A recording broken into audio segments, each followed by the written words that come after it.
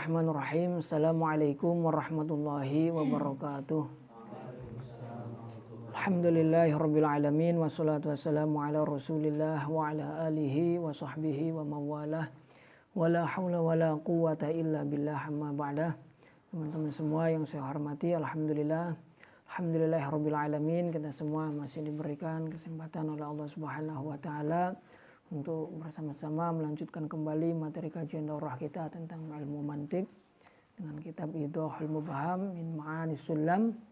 Insyaallah kita akan lanjutkan kembali pada materi yang selanjutnya, yaitu sampai kepada pembahasan al-mu'arrifat, ya, definisi dalam ilmu mantik. Silahkan dibuka kitabnya halaman 67. Bismillahirrahmanirrahim. Alhamdulillahirrahim Nabil Mustafa Rasulullah sallallahu alaihi wasallam wa ila arwahi syekh mu'allif hadzal kitab. Allahumma inna nas'aluka ya Allah an taftaha qulubana wa an tuwasi'a arzaqana wa an tutawila umurana wa an tashfi'a maradana wa an tuqawwiya imanana wa an tanfa'a ulumana wa an tazida imanana wa an tuyassira jami'a umurin wa an taqdiya hawaijana min hawaiji dunya wal akhirah. Al-Fatihah. A'udzu billahi minasyaitonir rajim. Bismillahirrahmanirrahim. Alhamdulillahirabbil alamin. Ar-Rahmanir-Rahim Maliki yaumiddin. Iyyaka na'budu wa iyyaka nasta'in. Ihdinas siratal mustaqim siratal ladzina an'amta 'alaihim ghairil maghdubi 'alaihim waladdallin. Amin ya rabbal alamin. Qala al-musannif rahimahullahu ta'ala wa nafa'ana bihi wa bi'ulumihi fid dharain amin. Summa qala faslun fil mu'arrifati. Fasal menjelaskan tentang definisi-definisi dalam ilmu mantik. Mu'arrifun ila salasatin qusim haddun wa rasmiyun wa lafziyun ulim. Fal haddu bil jinsi wa faslin wa qa'a wa rasmu bil jinsi wa khassatin ma'a. Wa naqisul haddi bi faslin aw ma'a jinsin ba'idin la qaribin wa qa'a. Wa naqisur rasmi bi khassatin faqat aw ma'a jinsin ab'adin qadir tabat. Wa ma bilafziyin ladaihim syuhira tabdilu lafzin biradifin ashhara. Bismillahirrahmanirrahim.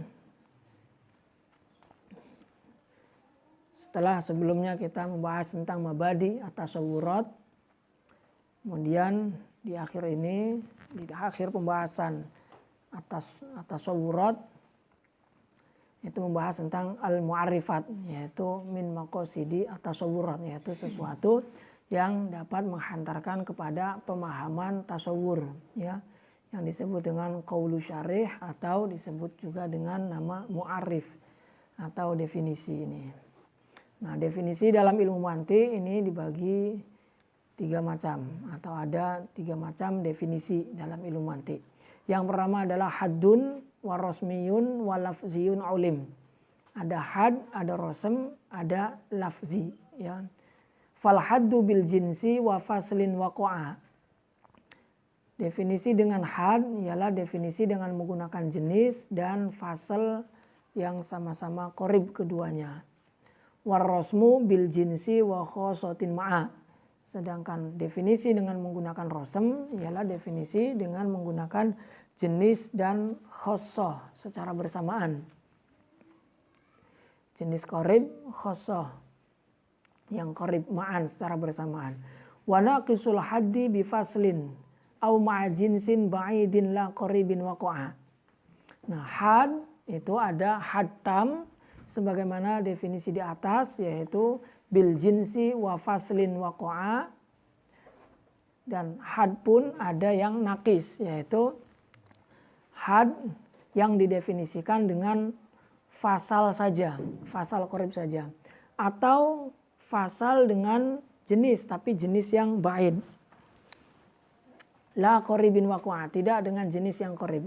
Wa naqisur rasmi bi khassatin faqat au ma'a jinsin ab'adin qadir tabat. Demikian pun rasm, ada rasm yang nakis. Rasm yang tam di atas telah disebutkan dalam perkataannya An-Nazim, yaitu warasmu bil jinsi wa khassatin ma'a. Nah, sedangkan yang nakisnya itu berarti dengan menggunakan khosoh saja atau bersamaan dengan jenis tapi jenis yang ab'ad. Itu disusunnya dengan khosoh atau dengan jenis yang ab'ad. Itu untuk rasm yang nakis. Wa ma bilafzin ladaihim syuhira tabdilu lafzin biradifin ashhara. Kemudian yang ketiga adalah definisi dengan menggunakan lafzi, yaitu definisi dengan menggunakan sinonimnya, yaitu lafaz yang sama maknanya, yang lebih jelas maknanya daripada yang ditakrifi. Yaitu masyhur di kalangan ahli mantiq dengan mengganti lafaz diganti dengan lafaz yang lebih masyhur yang sama maknanya. Aqulu, kemudian disyarahi, aqulu lamma qaddama al-kalam ala mabadi'i tasawurat wa hiya al-kulliyatul khamas akhadha yatakallamu ala maqasidiha. Setelah beliau membicarakan tentang mabadi' tasawurat, yaitu kulliyatul khamas, kemudian setelah itu beliau langsung melanjutkan penjelasannya mengenai maqasidiha, yaitu sesuatu yang dapat menghantarkan kepada pemahaman tasawur itu sendiri, yaitu disebut dengan qaulu syarih atau nama lainnya adalah mu'arrif, ya, definisi. Nah, fal mu'arrifatu jam'u mu'arrif. Lafaz mu'arrifat dalam judul di atas fil mu'arrifat itu adalah jamak dari kata mu'arrifun bi kasri ra wa yuqalu lahu ta'rifun wa qaulu syarih. Dan dinamai juga dengan nama ta'rif atau qaulu syarih. Wa huwa makanat ma'rifatuhu sababan fi ma'rifatil mu'arraf bi fathir ra'i. Apa definisi itu? Definisi ialah sesuatu yang dengan mengetahuinya itu menjadi sebab bisa mengetahui sesuatu yang didefinisikan. Kal hayawan an-natiq fi ta'rifil insan, seperti al-hayawanun natiq, perkataan al-hayawanun natiq di dalam mendefinisikan makna al-insan. Apa itu manusia? Manusia itu adalah al-hayawan an-natiq, yaitu makhluk yang memiliki indera, ya, makhluk hidup yang memiliki indera yang berakal. Ini adalah esensi daripada manusia, hakikat daripada manusia. Fa inna ma'rifatahu sababun fi ma'rifatil insan. Maka mengetahui makna hayawanun natiq itu menjadi sebab kita bisa mengetahui makna al-insan. Wa huwa khamsatu aqsamin. Nah, definisi dalam ilmu mantiq ini ada 5 macam atau ada 5 jenis. Yang pertama adalah tam, kedua had tam, kedua had nakis, ketiga rosem tam, keempat rosem nakis, dan yang kelima adalah ta'rif dengan menggunakan lafaz atau dengan sinonimnya.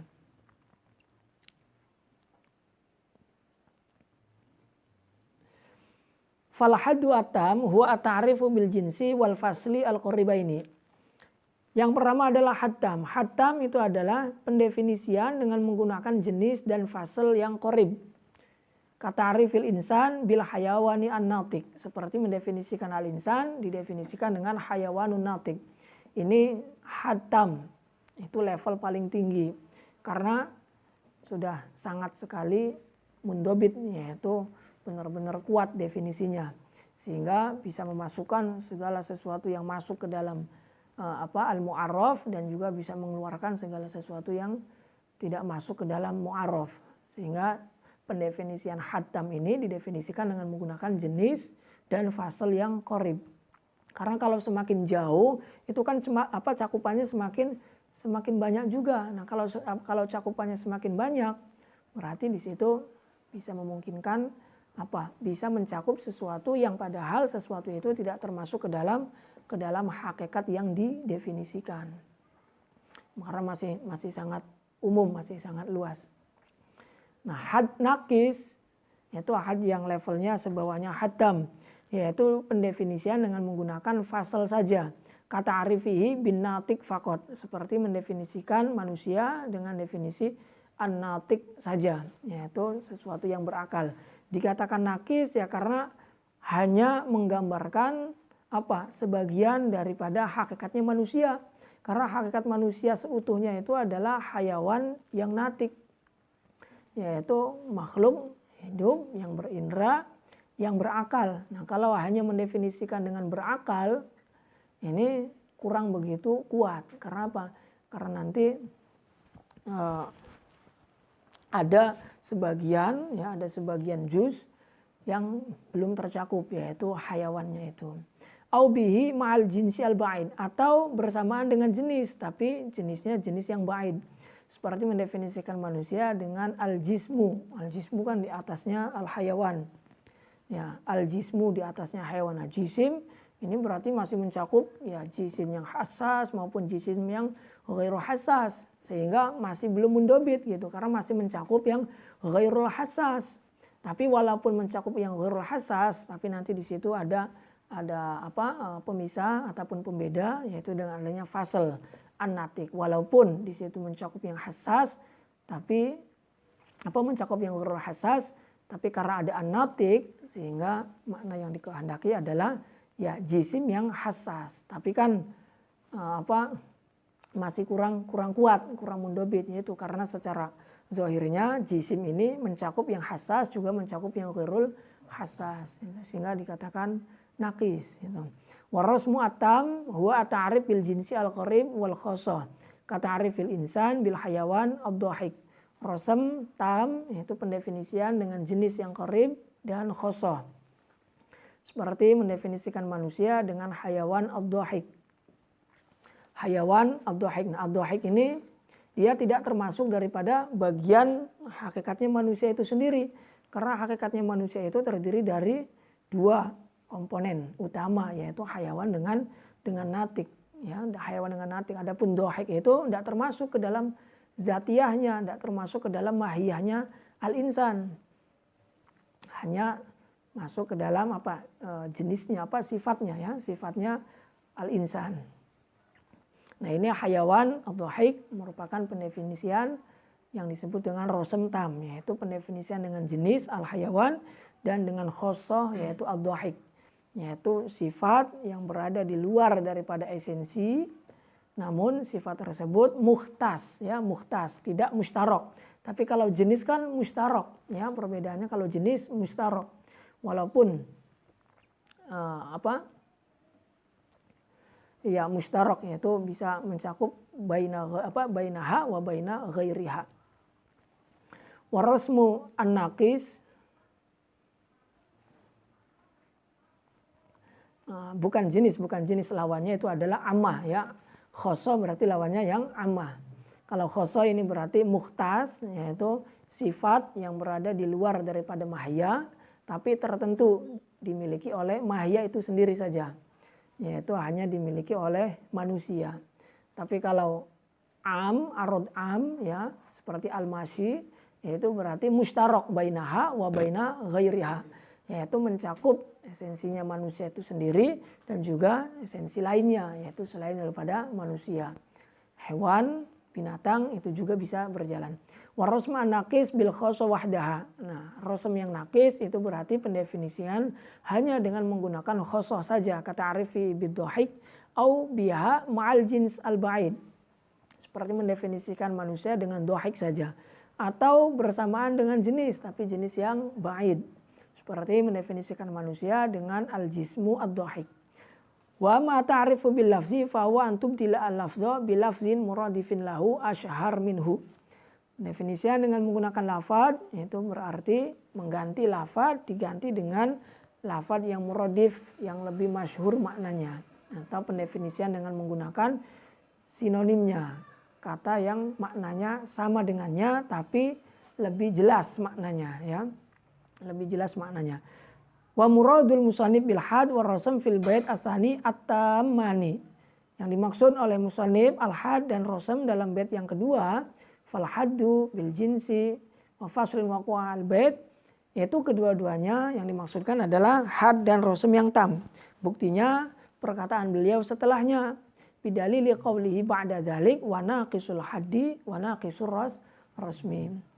Ya, jadi tujuan daripada adanya definisi itu untuk mengenalkan sesuatu yang didefinisikan. Agar sesuatu yang didefinisikan ini bisa dimengerti maknanya. Nah, sesuatu yang didefinisikan itu adalah tasawur, yaitu makna tunggal, ya, makna tunggal. Tapi kalau tasdik, yaitu tidak bisa kita istilahkan apa definisinya alam baru itu. Tidak bisa kita katakan seperti itu. Kalau alam itu baru bukan berarti tidak kita katakan apa definisinya alam itu baru, tapi apa hujahnya atau apa dalilnya alam itu baru. Tapi kalau definisi ini khusus mengarah kepada tasawur, sehingga definisi ini ya min maqasidiyah, itu sesuatu yang menghantarkan untuk sampai kepada tasawur itu. Nah, kemudian syarat daripada ta'rif ini sendiri. Wa syartu kullin ayyura muttaridan mun'akisan wa zahiran la ab'ada. Wala musawiyan wala tajawuzan bila qarinatin biha tuhurriza. Syarat masing-masing dari definisi-definisi yang telah disebutkan tadi, yang ada 5 itu, syaratnya ayyura muttaridan mun'akisan wa zahiran la ab'ada. Yang pertama adalah muttaridan munakisan, yaitu harus jami' mani'. Jami' itu berarti ya mengumpulkan semua segala sesuatu yang masuk ke dalam definisi. Munakisan berarti mani'an, mencegah. Mencegah apa? Mencegah segala sesuatu yang tidak masuk dalam definisi. Seperti mendefinisikan al-insan dengan definisi hayawanun natik. Ini keseluruhan definisi al-insan yaitu hayawanun natik. Nah, hayawanun natik ini adalah definisi yang sudah sempurna, yaitu pendefinisian dengan hatam. Nah, ini pendefinisian manusia dengan hayawanun natik itu sudah memenuhi syarat yang pertama, yaitu sudah jami'an wa mani'an. Jami'an berarti mencakup semua daripada kategori manusia, yaitu ya Amr, Bakar, Umar, Utsman, semuanya itu masuk ke dalam hayawanun natikun. Dan juga munakisan, mencegah. Mencegah apa? Mencegah dari masuknya sesuatu yang tidak termasuk ke dalam definisi. Berarti mengeluarkan, mencegah masuknya selain daripada Bakar, Amr, Utsman dan yang lainnya. Berarti mencegah apa? Mencegah masuknya tumbuh-tumbuhan, masuknya hewan, binatang, dan masuknya benda-benda mati lainnya. Itu tidak termasuk ke dalam definisi al-insan. Jadi pendefinisian hayawanun natik ini sudah dikatakan muttaridan munakisan. Wa zahiran la ab'ada. Jelas, tidak jauh maknanya. Karena tujuan daripada definisi itu untuk memperjelas. Nah, kalau definisi itu lebih tidak jelas dari yang didefinisikan, ya tidak ada faedah berarti. Wala musawiyan, dan juga tidak sama levelnya. Artinya tidak sama tingkat kejelasannya antara mu'arraf dengan mu'arif, itu tidak boleh sama. Mu'arif harus lebih jelas daripada mu'arraf. Karena tujuan didatangkannya mu'arif untuk memperjelas mu'arraf. Nah, kalau sama saja jelasnya ya percuma. Apalagi yang lebih tidak jelas misalkan. Wala tajawuzan, dan tidak boleh juga mendefinisikan sesuatu dengan lafadz majaz. Karena lafadz majaz juga belum jelas. Kecuali kalau lafadz majaz ada korena. Sehingga yang tidak boleh itu adalah mendefinisikan dengan lafadz majaz yang tanpa ada korena, yaitu bila korenatin biha tuhurriza, yang tidak disertai dengan korenah yang menjaganya dari makna yang dikehendaki. Wala bima yudra bimahdudin, dan pendefinisian juga tidak boleh dengan menggunakan sesuatu yang sesuatu ini hanya bisa diketahui dengan kita mengetahui mahdudnya, yaitu sesuatu yang didefinisikan itu. Karena ketika pendefinisian dengan sesuatu yang sesuatu ini hanya bisa diketahui dengan kita mengetahui mahdud, maka berarti nanti terjadi daur, yaitu saling kebergantungan satu sama lain. Yang mu'arif, yang mu'arraf butuh pada mu'arraf, dan mu'arrafnya untuk mengetahui mu'arrafnya dia butuh lagi kepada mu'arif. Nah, itu nanti saling putar satu sama lain. Itu dikatakan daur, dan itu muhal, tidak mungkin. Nanti contohnya mungkin satu persatu akan lebih jelas ya. Wala mustarokin minal qarinati khala, dan tidak boleh juga pendefinisian dengan lafadz yang mustarok, yaitu lafadz yang maknanya itu ihtimal kepada 2 makna atau 3 makna. Artinya maknanya tidak hanya satu. Karena apa? Ya karena masih belum jelas juga. Karena imma ini, imma itu, imma yang lainnya. Maka tidak diperkenankan pendefinisian dengan lafaz yang mustarok. Wa indahum min jumlatil mardudi an tadkhula al ahkamu fil hududi. Nah, menurut para ulama ahli mantik, di antara daripada sesuatu yang ditolak atau yang dilarang dalam pendefinisian adalah antadkhula al-ahkam. Antadkhula al-ahkam. Antadkhula ini isim yang ghairu soreh, ya, isim yang ghairu soreh. Karena apa? Karena antadkhula ini zohirnya itu fiil, yaitu tadkhula kan, dakhala yadkhulu, dimasuki an masdariyah. Ini zohirnya adalah fiil, tapi karena dia dimasuki oleh an masdariyah, sehingga an beserta madkhulnya itu bisa ditakwili dengan masdar, sehingga takdirnya wa indahum min jumlatil mardudi dukhulul ahkam, yaitu masuknya hukum-hukum fil hududi dalam setiap definisi atau dalam definisi-definisi. Wala yajuzu fil hududi zikru au, dan tidak diperkenankan pula dalam pendefinisian menyebutkan kata au yang berfaedah syak, yaitu ragu. Ya, karena tujuan daripada definisi itu adalah memperjelas. Nah, kalau dimasuki au, ya seakan malah tidak menjadikan lebih jelas, tapi menjadikan lebih ragu. Wa jaizun fir rasmi fadri ma rawau, dan boleh wa jaizun fir rasmi, tapi boleh dalam rosem, artinya boleh menyebutkan au dalam rosem. Tapi kalau dalam had itu tidak boleh. Fadri ma rawau, maka ketahuilah apa yang telah diriwayatkan oleh ulama ahli mantik. Aqulu syaratul mu'arrib ayyakuna muttaridan mun'akisan. Kemudian dikatakan oleh sang syarih bahwa mu'arrib itu memiliki beberapa syarat. Syarat yang pertama adalah ayyakuna muttaridan mun'akisan, ay jami'an wa mani'an. Yaitu mu'arrif harus jami'an wa mani'an. Jami'an li afrodil mu'arraf wa mani'an min dukhuli ghairiha. Jami'an berarti masuknya, mencakup masuk atau mengumpulkan semua afrod-afrodnya mu'arraf, yaitu sesuatu yang didefinisikan. Wa mani'an, dan mencegah dari masuknya selain afrod-afrod yang didefinisikan. Kata arifil insan bil hayawanin natik, seperti mendefinisikan manusia dengan hayawanun natik. Falau kana ghairu jami'in, kata arifil hayawan bin natik, au ghairu mani'in, kata arifil insan bil hayawan lam yasihha ta'rifu, maka pendefinisian tidak sah.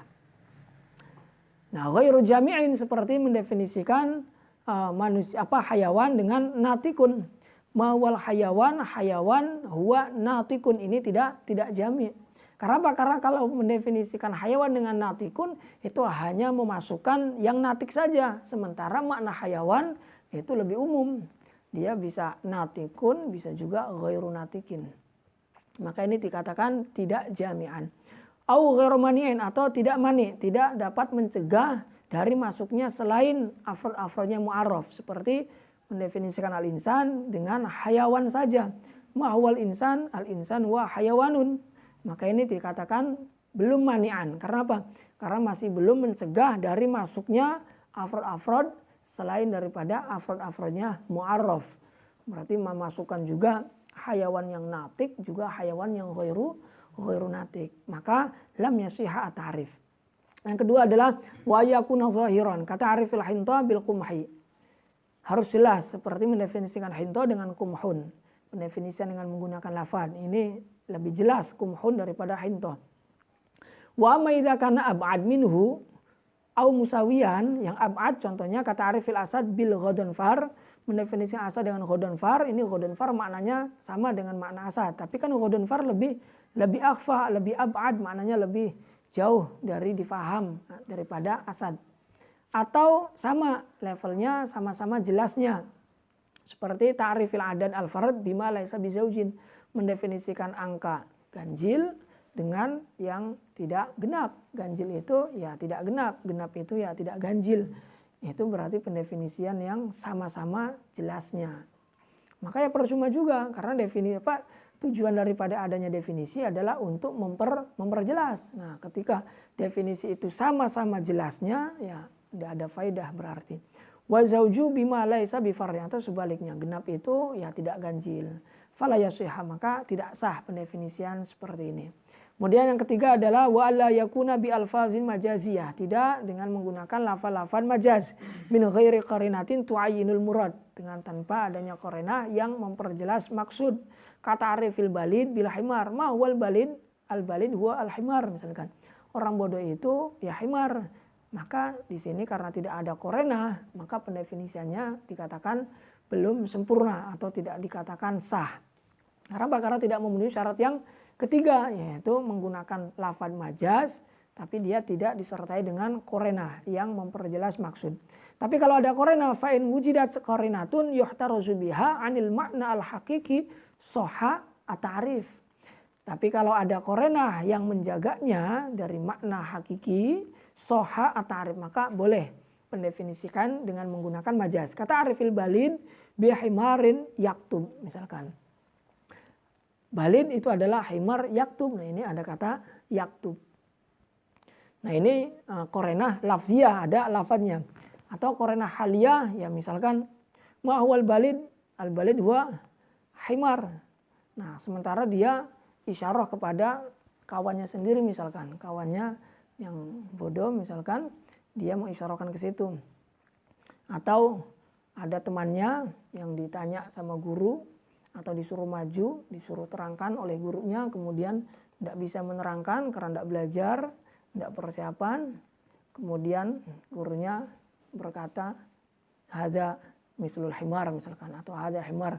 Nah ini walaupun tidak ada yaktub, tapi apa? Halnya ataupun haliyahnya itu ya sedang mengarah kepada apa? Makna bodoh.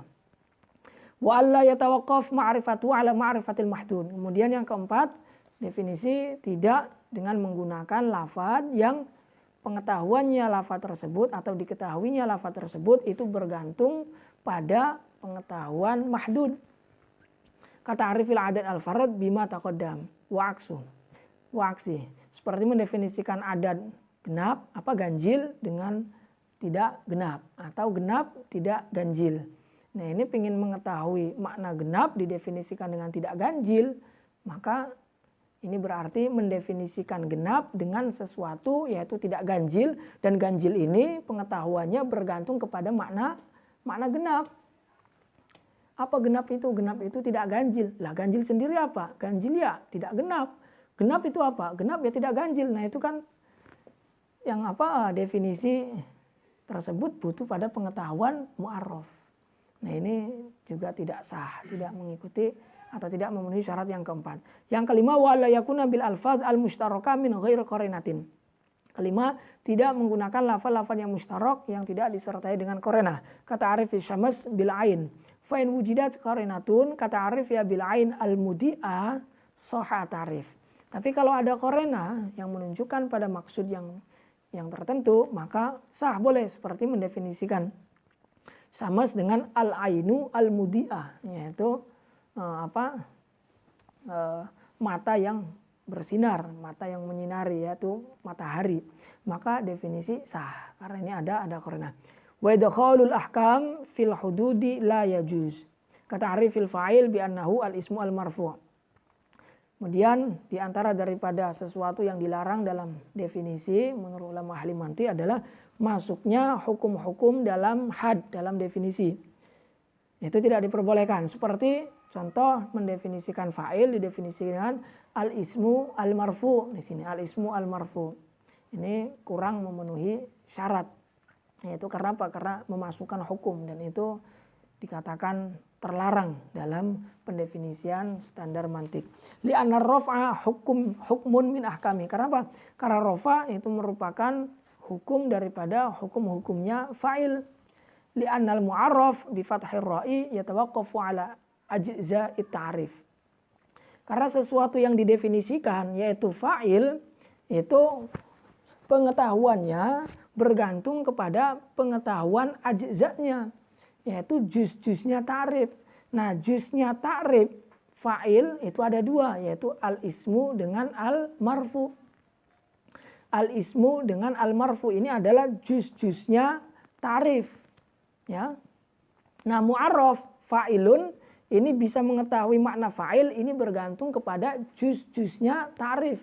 yaitu bergantung kepada pengetahuan apa itu al-ismu dan apa itu al-marfu. Nah, wa idza ja'alna al-hukma juz'an minha, nah ketika kita menjadikan hukum itu termasuk bagian daripada juznya ta'rif, al-ismu al-marfu. Berarti kan al-marfu ini adalah juz yang kedua.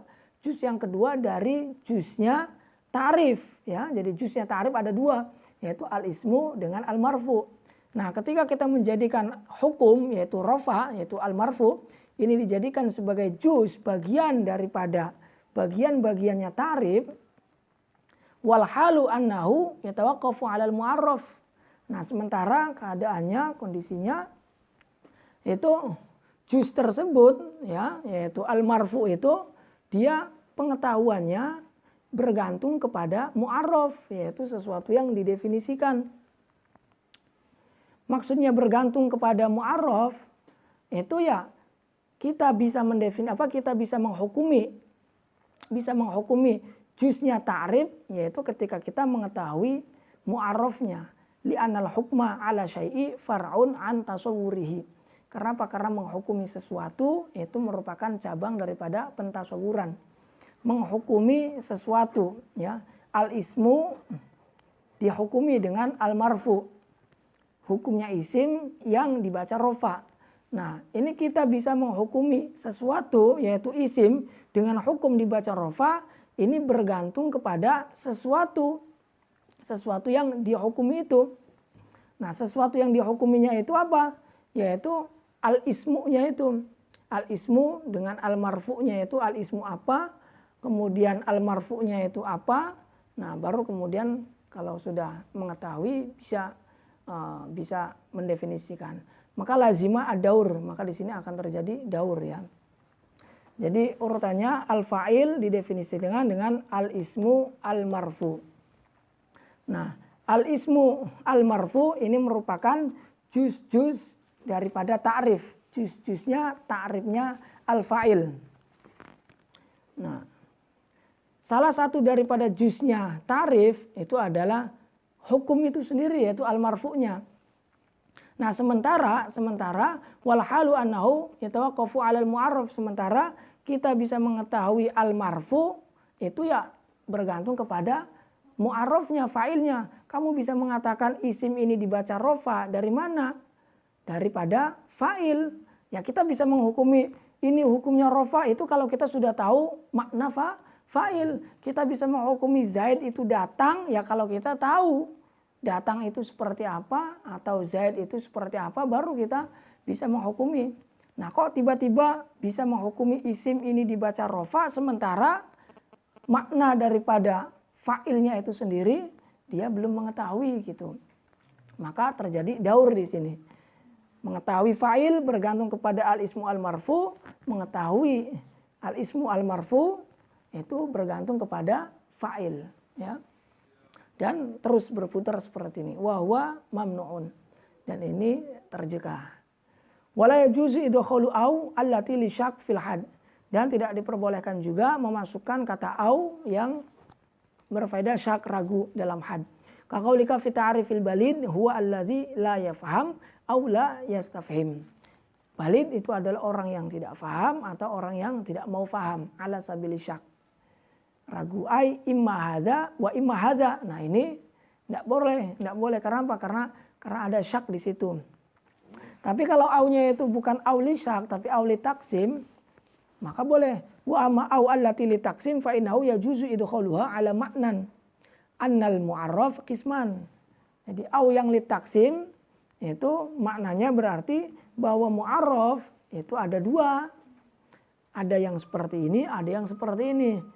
Qismun kadza wa qismun kadza fayakunu ata'rifil haqiqat ta'rifaini li syai'aini mutakhalifaini. Maka berarti hakikatnya definisi itu ya ada dua definisi untuk mu'arraf yang berbeda, ya, untuk sesuatu atau dua hakikat yang berbeda. Contoh yang auli taksim ini, ta'rifun nazar bil fikri al muaddi ila ilmin au ghalabati dzan.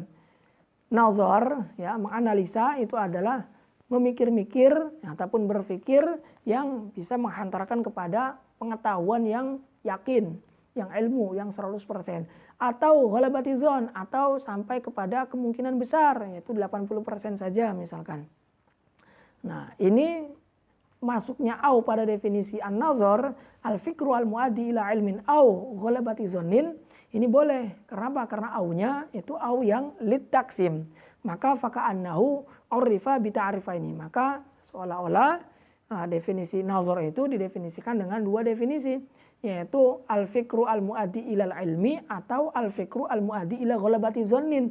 Dan dua-duanya itu benar, ya, benar, karena nazar itu tidak mesti menghasilkan ilmu, tapi ada juga nazar yang hanya sampai menghasilkan ghalabatizon, ya, ghalabatizon. Karena dilalah itu sendiri ada dilalah yang qat'i, ada yang zonni, sehingga nazar itu definisinya dua, ya, bisa menghantarkan kepada ilmu 100% atau hanya sampai kepada kemungkinan besar.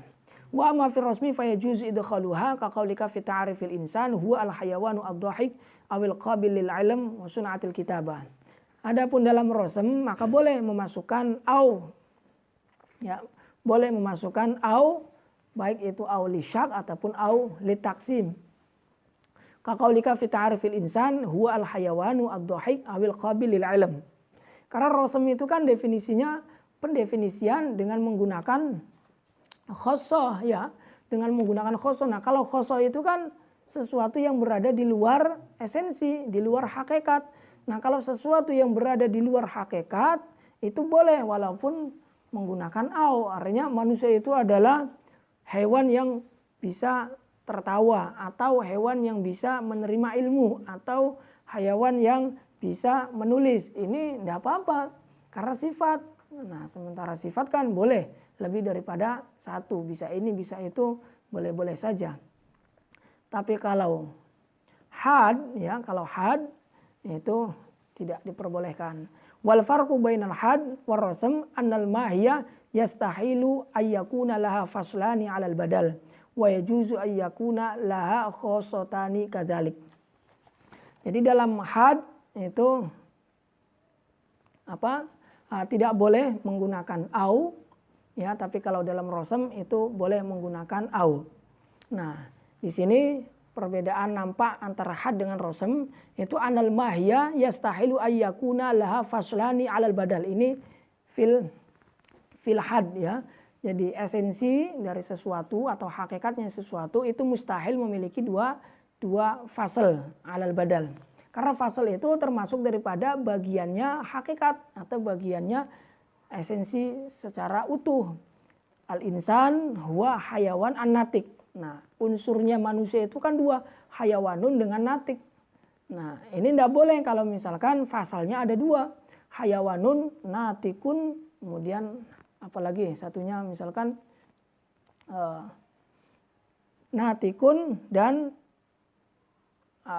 hasasun atau apalah misalkan, itu tidak diperbolehkan. Kenapa? Karena hakikat itu ya hanya satu. Karena kalau misalkan fasalnya itu dua, berarti seakan-akan manusia itu memiliki dua hakikat, yaitu hayawan yang natik atau hayawan yang ghairu natik ataupun hayawan lainnya lah. Itu tidak masuk akal atau tidak diperbolehkan. Itu karena hakikat hanya satu. Tapi kalau sifat, ya, kalau khosoh itu dalam rasm itu boleh dua. Wa yajuzu ayyakuna laha khossatani kadzalik ay 'alal badal. Nah, kalau dalam rasm itu rasm kan pendefinisian yang menggunakan khosoh. Nah, ini kalau dalam rasm dengan menggunakan khosoh itu boleh khosohnya dua. Ya, karena sifat itu di luar daripada esensi aslinya atau hakikatnya. Manusia itu adalah makhluk hayawan yang tertawa atau menerima ilmu atau sun'atil kitabah, itu boleh karena sifat bisa lebih daripada dua. Itu perbedaannya, ya.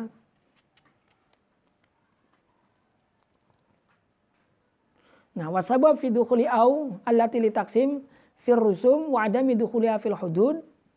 Sebab au ini boleh masuk kepada rusum tapi tidak boleh masuk kepada had. Ini apa sebabnya? Annal hudud tubayyinu zata syai' wa haqiqatahu. Ya, karena had itu menjelaskan zatnya sesuatu dan hakikatnya sesuatu.